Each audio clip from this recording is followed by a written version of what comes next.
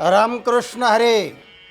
आसित गिरी समंस्यात् कज्जलं सिंधुपात्रे सुरतरुवर शाखा लेखणी पत्रमूर्वी लिखति यदि गृहीत्वा शारदा सर्वकालं तदपि तव गुणानां ईश पारन्न याते. सज्जन हो, आज आपणापुढे ज्ञानधन याने मनुष्य समृद्ध कसा असतो, बाकीचे जे धन आहेत ना, गोधन गजधन वाजिधन रतन धन खान, जब आवे संतोष धन ओ धन धूली समान.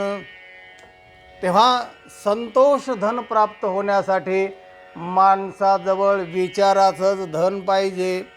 विचारालाच ज्ञान असं म्हटलं आहे. तेव्हा ज्ञान दोन प्रकारचे, एक व्यावहारिक ज्ञान आणि दुसरं पारमार्थिक ज्ञान. आणि आणखीन दुसरे दोन पैलू आहेत. तर एक विध्वंसक ज्ञान आणि एक प्रगतीपथावर नेणारं ज्ञान, म्हणजे ओसामा बिन लादेनचं ज्ञान आणि ओबामाचं ज्ञान. हे दोन्ही ज्ञान वेगवेगळे आहेत. ओबामा प्रगत राष्ट्र अमेरिका त्याचा अध्यक्ष झाला आणि यशस्वीरित्या 5 वर्ष पूर्ण केले. आणि ज्याने त्यांच्या औद्योगिक ह्याच्यावर विमान घालून अनेक देशाचे लोक 4,500 लोक मारले, असा जो ओसामा बिन लादेन, त्याचाही अंत त्याच्याच काळामध्ये झाला. म्हणजे लादेनचंही ज्ञान आहे आणि ओबामाचं पण ज्ञान आहे. आपल्याला कोण पाहिजे तो निवडा. ओबामा पाहिजे का ओसामा पाहिजे. मुद्दा सांगायचा असा, एक सुविचार आहे आणि एक कुविचार आहे. एक ज्ञान आहे, दुसरं आहे अज्ञान. अज्ञानांतर्गत द्वेष असतात, दुःख असतं. आणि म्हणून सज्ञान होणं, ज्ञान प्राप्त करणं. आता ज्ञान म्हणजे कोणतं ज्ञान? एक व्यावहारिक ज्ञान असतं. व्यवहारामध्ये यशस्वी होण्यासाठी जे ज्ञान लागतात ते कॉलेजमध्ये, विद्यापीठामध्ये, शाळेमध्ये शिकवले जातात.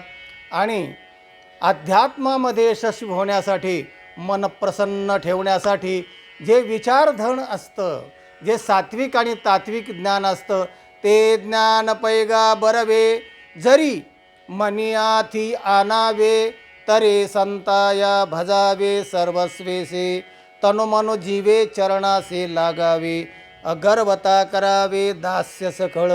मग ते बरोबर ज्ञान जे आहे ना, ते आपणाला ते प्रसन्न होऊन सांगतील. आणि त्या ज्ञानाने अज्ञान जातं आणि अज्ञान गेलं की सगळं दुःखही जातं. कारण अज्ञानामध्ये सगळे दुःख आहेत.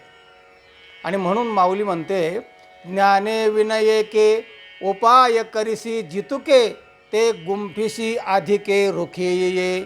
15वा अध्याय ज्ञानेश्वरी. एका ज्ञानाशिवाय जेवढे काय उपाय करील माणूस दुःख जाण्यासाठी, तर त्याच्यामध्ये अधिक गुंफत जाणार, अधिक दुःख वाढणार. फक्त ज्ञानात एव तो कैवल्यम अशी श्रुती आहे. ज्ञानामुळेच केवलता प्राप्त होणार. ज्ञानेन मुक्तीर्न तु मुंडनेन असे शंकराचार्य म्हणतात. ज्ञानानेच दुःख मुक्ती होणार, न तु मुंडनेन, कर्मकांडाने नाही, उपासनेने नाही. निष्काम कर्मयोग, निष्काम उपासना केली तर चित्तशुद्धी होईल, मल नावाचा दोष जाईल. पण ज्ञानानेच आनंद होणार, हे अगदी पक्क सिद्धांत ठरलेला आहे. आणि म्हणून संत सांगतात, क्षण क्षणाहाची करावा विचार. तुकाराम महाराज म्हणतात. म्हणून विचार करा. विचार म्हणजे आत्म अनात्म विचार. विचार म्हणजे सारासार विचार करा उठाउठी, नाम धरा कंठे विठोबाचे. विचार म्हणजे सार काय आणि असार काय, आत्मा म्हणजे काय, अनात्म पदार्थ म्हणजे काय, अक्षर म्हणजे काय, हे असं ज्ञान पाहिजे. क्षण क्षणा हाचे करावा विचार, तरावया पार भव सिंधू, नाशिवंत देह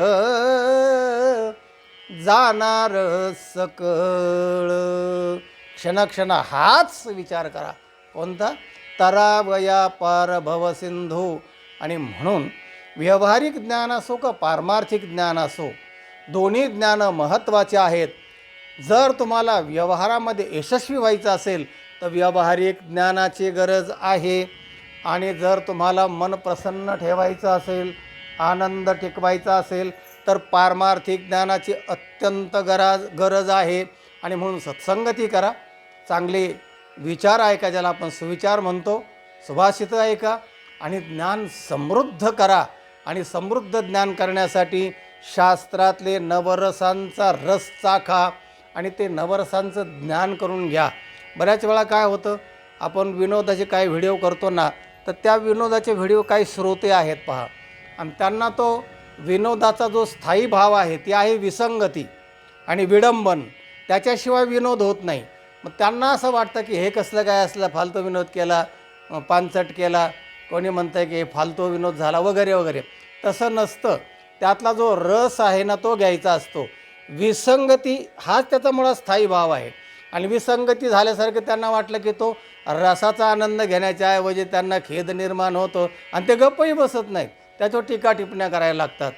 तेव्हा टीका टिप्पण्या एक तर दुसऱ्याच्या चॅनलवर आपण ऐकत असतो आणि ऐकल्यानंतर रस घेण्याचे आपलं ज्ञान असायला हवं.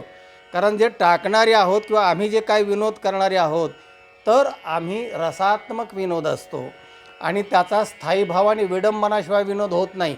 मग तेवढाच विषय घेऊन त्याच्यावर टीका टिप्पण्या करण्यापेक्षा अगदी आपलं जे काही चांगलं असेल, तुम्हाला जर ते आवडत नसेल ना तर लेफ्ट व्हायचं ना, का तुमचं अंगण तयार करायचं, स्वतःचं आपलं चॅनल खोलायचं. मेरे अंगण में तुम्हारा क्या काम आहे, दुसऱ्याच्या अंगणात जाऊन त्याला शिव्या द्यायच्या, हे काही बरं नाही आहे. तेव्हा स्वतःचं काय जर खूप चांगलं असेल ना आणि हे जर कळत नसेल किंवा आवडत नसेल तर स्वाईप करायचं, त्याला पुढं ढकलून द्यायचं. जे आवडतं, जे अनुकूल आहे, संवेदनशील आहे ते त्याचं ग्रहण करा. आनंद लोटा हा हेतू असतो. पण न्यायाधीशासारखं न्यायनिवाडा करण्यात बसू नका.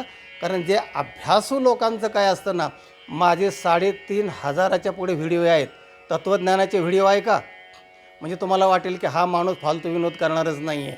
अरे किती कमरे खालचे विनोद करणारे लोक आहेत. त्याचा स्टँडर्ड राहावं म्हणून आम्ही विनोद करतो आहे. त्यामुळे आमचा दर्जा तर नक्कीच चांगला आहे अशी आमची खात्री आहे. जर तुम्हाला खात्री करायची असेल ना तर तुम्ही जरूर चर्चा करायला या, आपण त्याच्यावर चर्चा करू. पण उगीचच आपलं न्यायाधीशासारखं काही करू नका प्लीज. सांगायचा मुद्दा असा की विचार हा महत्त्वाचा आहे. विचाराने समृद्ध व्हा आणि सगळ्या विचाराने समृद्ध झाल्याशिवाय आपलं जीवन आनंदमय मंगलमय होणार नाही. एकांगी विचाराने जाऊ नका. त्याचे दुसरे पैलू असतात, दुसरी बाजू असते, रस असतात, त्याचे 7-7, 8-8 अंग असतात आणि त्या अंगाचं ज्ञान करून आनंदी राहा, आनंद घ्या आणि त्या रसामध्ये, नवरसामध्ये अगदी डुंबत राहा. तुमच्या जीवनामध्ये आनंद निर्माण होणं, ज्ञान समृद्ध होणं हेच आमचं ध्येय आहे. आणि ते ध्येय काही लोकात जरी सक्सेस झालं ना तर आमचे श्रम सफल झाले म्हणून आम्ही समजू. हां, ज्यांना काय थोडंसं अज्ञानातून होत असेल तर तो त्यांचा दोष आहे. आम्ही मात्र ते विचारपूर्वक करत असतो.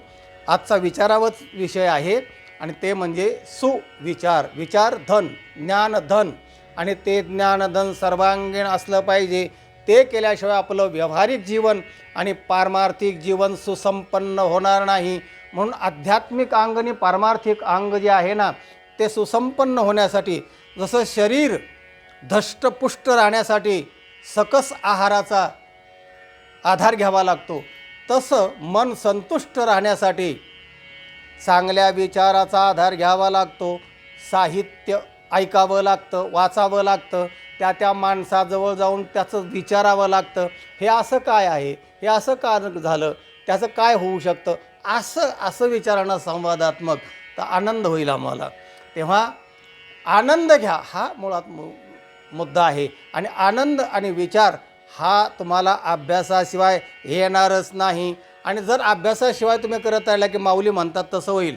गुंफीशी अधिके रुकी, तुम्हाला अधिक अज्ञानात जावं लागेल आणि दुःख होईल. तसं करू नका. हा व्हिडिओ इतरांना पाठवा, लाईक करा आणि ज्यांनी चॅनलला सबस्क्राईब केलेलं नाही अशांनी सबस्क्राईब करा. रामकृष्ण हरी.